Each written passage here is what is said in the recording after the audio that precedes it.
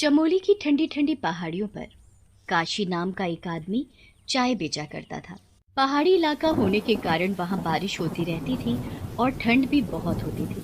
साहब, ठंड बहुत है और ऊपर से ये बारिश। बारिश का कोई भरोसा नहीं यहाँ साहब। जब तक बारिश थोड़ा थम नहीं जाती तब तक आप मेरी इस छोटी सी दुकान में बैठकर मेरे हाथों की चाय पीजिए। ठीक है भाई, मेरे लिए और मेरी पत्नी के लिए एक एक कप चाय बना दो। चाय बढ़िया होनी चाहिए, मसाले वाली। साहब, आप एक बार मेरे हाथ की चाय पियोगे तो बार बार मांगोगे फिर। यहाँ कोई भी घूमने आता है तो मेरी चाय पिए बिना नहीं जाता, क्योंकि यहाँ ठंड बहुत है और एक मेरी ही चाय है जो लोगों की ठंड भगाती है। बारिश अब रुक चुकी थी। काशी की छोटी सी दुकान में सभी चाय पी रहे थे और उसकी चाय की बहुत तारीफ भी कर रहे थे। ऐसे ही पूरा दिन बीत जाता है और काशी की दुकान बंद करने का समय भी हो जाता है।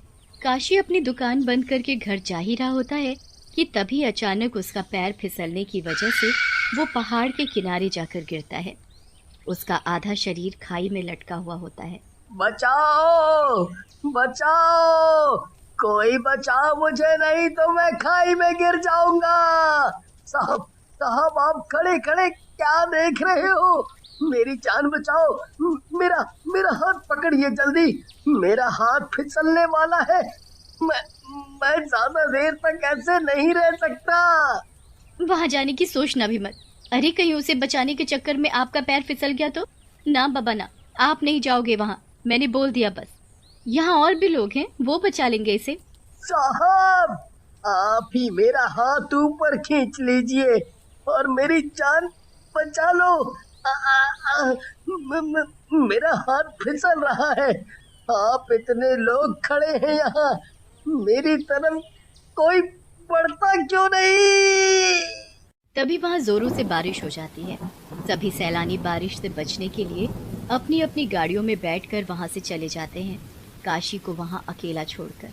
उसकी जान बचाने के लिए भी कोई आगे नहीं बढ़ता। आखिरकार काशी हिम्मत हार जाता है। उसका हाथ छूट जाता है और वो चिल्लाता हुआ पहाड़ी से सीधा नीचे खाई में जाकर गिरता है। इतनी ऊपर से गिरने से वो मर जाता है और मरते ही भूत बन जाता है। मैंने कितनी गुहार लगाई, मुझे बचा लो, मुझे कोई तो बचा लो, पर किसी ने नहीं बचाया मुझे। आखिर क्यों? मुझ गरीब पर क्या किसी को तरस नहीं आया? कोई बात नहीं, पर अब मैं भूत बन चुका हूँ, सबसे बदला लूंगा, यहाँ आने वाले हर इंसान से। एक दिन पहाड़ों पर घूमने आए पति पत्नी नवीन और श्वेता वहां घूम रहे थे, मजे कर रहे थे। तभी वहां काशी का भूत अपने मुंह पर गमछा लपेटकर उनके पास जाता है। साहब, चाय पिलाओ क्या? मेरे हाथ की बनी चाय आपको बहुत अच्छी लगेगी। मैं अभी आप दोनों के लिए चाय बना देता हूँ, वो भी मसाले वाली। नहीं पीनी तुम्हारी चाय, अब जाओ यहाँ से। हम इतनी दूर घूमने और एंजॉय करने आए हैं, तुम्हारी चाय पीने नहीं। मैडम, आप ही बोलिए ना साहब को, एक बार पी लीजिए मेरी चाय। अगर मेरी चाय पसंद ना आए तो पैसे नहीं देना। नवीन, वो बेचारा इतना बोल रहा है तो पी लीजिए न चाय। एक कप चाय में क्या जाता है? वैसे भी इतनी ठंड में चाय पीने का मजा कुछ और ही है। लाओ चाय, मुझे भी और मैडम को भी। दोनों चाय पीकर चाय वाले की बहुत तारीफ करते हैं और उसे पैसे देकर आगे बढ़ जाते हैं। कुछ आगे बढ़ते ही दोनों को पता नहीं एकदम से क्या हो जाता है। दोनों सड़क से हटकर खाई के किनारे पहुंच जाते हैं। देखने वाले उन दोनों को बहुत आवाज लगाते हैं। ओ भाई, आगे खाई है, उधर मत जाओ। सुनो, क्या बात है? पीछे मुड़कर दोनों में से किसी ने भी नहीं देखा। सभी भागकर दोनों को पकड़ते। उतने में नवीन और श्वेता खाई में कूद पड़ते हैं। वहां खड़े सभी लोग हैरान थे ये सब देखकर। आखिर कोई कैसे अपने आप खाई में गिर सकता है? ये सब मेरी चाय का कमाल है। मैं ऐसे ही यहाँ आने वाले हर एक इंसान को अपनी चाय पिलाकर मार दूंगा। ये चाय बिल्कुल मेरे जैसी है। ये चाय ही अब मेरा साथ देगी। अरे अरे, वो देखो उधर, फिर से कोई खाई की तरफ बढ़ता जा रहा है। जल्दी रोको उसे, नहीं तो वो भी खाई में गिर जाएगा। ये सब क्या हो रहा है?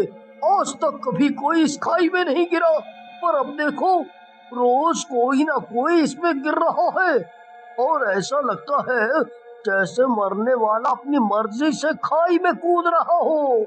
आसपास के सभी दुकान वाले आपस में बात कर रहे थे। सभी को अब अपने काम की चिंता थी। वहां काशी के घर उसकी माँ हेमा उसके घर ना लौटने की वजह से बहुत परेशान थी। वो उसे हर जगह ढूंढती फिर रही थी। ओ भाई, क्या तुमने मेरे बेटे काशी को देखा है?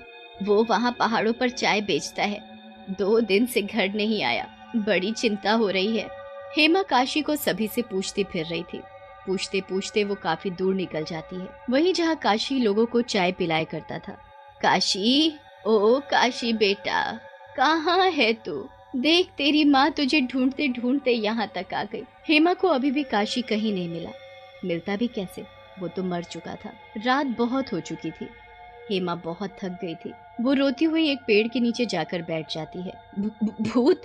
छोड़ छोड़ भूत, छोड़ मुझे भूत। चुप हो जाओ, चुप हो जाओ, शोर मत करो माँ, नहीं तो कोई आ जाएगा। तुमने मुझे माँ क्यों कहा? माँ, मैं हूँ तुम्हारा बेटा। तुम्हारा बेटा ही तुम्हें माँ बोल रहा है। मेरा बेटा? मेरा बेटा भूत नहीं है और तुम भूत हो। मेरा बेटा कहाँ है? कहीं तुमने मेरे बेटे को कुछ किया तो नहीं है? बताता क्यों नहीं? मैं उस पहाड़ी पर लटका था, मुझे किसी ने नहीं बचाया। सभी मेरे गिरने का तमाशा देख रहे थे। मैंने कितनी गुहार लगाई लोगों को कि मुझे बचा लो, पर किसी की हिम्मत नहीं हुई मुझे बचाने की। अगर सब मिलकर मुझे बचा लेते तो आज तुम्हारा बेटा जिंदा होता माँ। काशी, मेरे बच्चे, ये तुझे क्या हो गया? तू अपनी माँ को अकेला छोड़ गया। अब तेरी ये बूढ़ी माँ तेरे बगैर कैसे जिएगी? मत रो माँ, मैं मरकर भूत बना हूँ, सिर्फ बदला लेने के लिए। मैं यहाँ आने वाले सभी सैलानियों को अपनी चाय पिला पिला कर मार रहा हूँ। यहाँ जो भी आता है मैं उसे चाय पिलाकर खाई में गिरा देता हूँ। ये पर बेटा, ये सब गलत है। तू तो नहीं रहा अब इस दुनिया में। पर जरा सोच, वो हर एक दुकान वाले, वो छोटे बच्चे जो अपने माँ बाप के साथ घूमने आते हैं, उन सब का क्या होगा? एक तरह से सभी की जिंदगी बर्बाद है। रहने दे, छोड़ ये सब। मेरे लिए तो तू अभी भी मेरा बेटा है। तेरे भूत होने से मुझे कुछ लेना देना नहीं। बस तू मेरे साथ घर चल। मैं किसी को कुछ पता ही नहीं चलने दूंगी। अगर तुम मेरी माँ होती तो मेरा साथ देती, ना कि मना करती। माँ, तुम्हें तो पता ही है कि मैं कितना जिद्दी हूँ। एक बार जो ठान ली सो ठान ली, उसे पूरा किए बिना नहीं छोड़ता। अब तुम घर जाओ और मुझे भूल जाओ। दोनों को बातें करते करते सुबह हो जाती है। माँ, सुबह हो गई है, तुम अब घर जाओ और मुझे मेरा काम करने दो। भूत इतना बोलकर मुंह पर गमछा लपेटकर सुबह की चाय पिलाने चल देता है लोगों को। हेमा दूर खड़ी सब देख रही थी। मुझे पता है कि मेरा बेटा जिद्दी है। उसकी जिद हमेशा मैंने पूरी की, पर अब नहीं। मैं मासूम लोगों को इसकी जिद का शिकार नहीं होने दूंगी। मुझे अपने बेटे के शव को जलाना होगा और उसके लिए मुझे उस खाई में उतरना पड़ेगा। हेमा हिम्मत बनाकर पहाड़ों में बने संकरे रास्ते से होती हुई कुछ ही घंटों में नीचे खाई में उतर जाती है। आग लगते ही भूत को एहसास हो जाता है और वो अपने चेहरे से गमछा हटाकर खाई में झांक कर देखता है। तुमने क्या किया? ये तुमने सही नहीं किया माँ। मुझे बचा लो, मुझे मत जलाओ माँ, मुझे मत जलाओ। बस फिर क्या था, भूत जलते ही गायब हो गया और हेमा वापस अपने घर पर। वहां हर एक इंसान को पता चल चुका था कि काशी भूत था और वही भूत बनकर सभी लोगों को मार रहा था।